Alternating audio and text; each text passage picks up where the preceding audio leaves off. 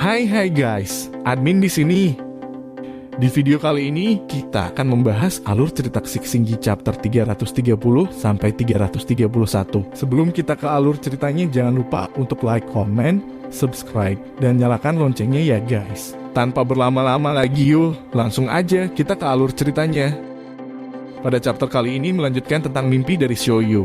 Dalam mimpi itu terlihat kakak Ason mencoba membujuk Shoyu untuk tidak melanjutkan perjalanannya. Ason pun berkata, "Jangan pergi ke surga barat. Apa kamu tahu?" Semua tidak mengatakannya, tapi sebenarnya sejak awal kamu akan dikorbankan dalam perjalanan ini. Shoyu pun bertanya, "Kenapa Kak Son tiba-tiba bilang seperti itu?" "Karena aku menyadari sesuatu. Aku dulu membuat kesalahan. Kamu sudah bisa berubah menjadi wujud manusia. Bisa merasakan dunia di sekitarmu, bisa mencintai dan melakukan hal yang kamu inginkan. Kenapa mau pergi menyerahkan nyawa? Hentikan perjalanan ini, masa depanmu tidak terbatas. Jujur kamu memiliki banyak kemungkinan seharusnya hidup dengan bebas. Dunia kehilangan keseimbangan, makhluk hidup menderita. Itu semua urusan mereka. Kamu bisa tetap hidup di dunia ini." Shin pun beralih ke dunia nyata. Terlihat Shoyu yang sedang tidur sambil keringat dingin. Dan diperlihatkan juga Sun Wukong dan Patkai yang sedang memotong kayu. Serta terlihat Bailong atau Alpha yang masih latihan. Shin pun kembali pada mimpi Show. Di sini terlihat kakak Ason masih terus membujuk Show untuk tidak melanjutkan perjalanannya. Ason berkata, "Sungguh, dengarkan aku. Kamu sama sekali tidak perlu menanggung beban ini. Pergilah demi kebahagiaanmu. Kamu tidak perlu lagi ke surga barat bersama orang-orang jahat ini." Shoyu pun menjawab, "Kak Son, kebahagiaan sendiri dan kebahagiaan semua makhluk. Mana yang lebih penting?" Ason pun menjawab, "Bagimu kebahagiaanmu adalah segalanya.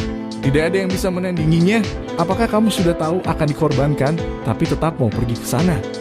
Shoyu pun sedikit panik berkata, Benar." Ason pun langsung menimpalinya. "Bodoh sekali, untuk apa?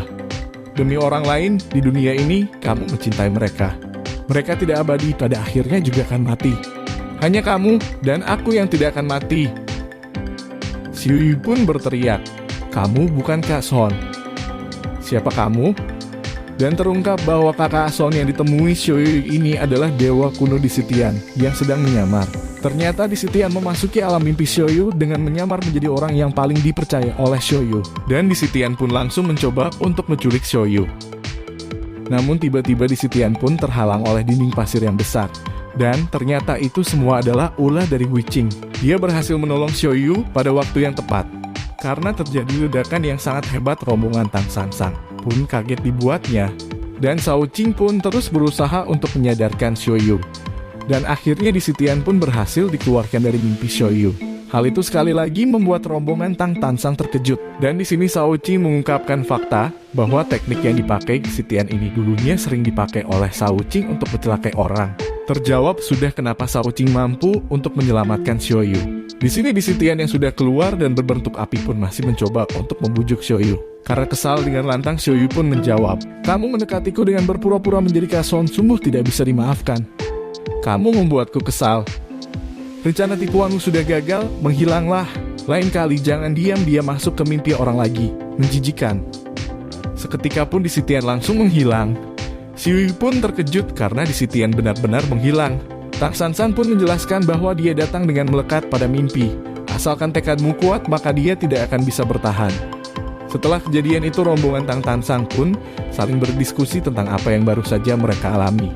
Di sini Sun Wukong pun menceritakan pengalamannya ketika berhadapan dengan di Sitian. Setelah diskusi itu, mereka pun melanjutkan perjalanannya. Shin pun beralih memperlihatkan di Sitian yang sedang bergumam. Akhirnya bertemu juga kitab ajaib dan orang-orang yang melindunginya. Kelihatannya seperti sekelompok orang yang sembrono, tapi bahkan Jenderal Langit Selatan juga kalah melawan mereka. Tapi semua manusia memiliki celah yang bisa kumasuki, termasuk di antara mereka. Di jalur monster, ada banyak yang bisa kugunakan. Kitab ajaib. Kamu sejak awal sampai akhir adalah milikku. Shin pun kembali pada rombongan Tang Tansang.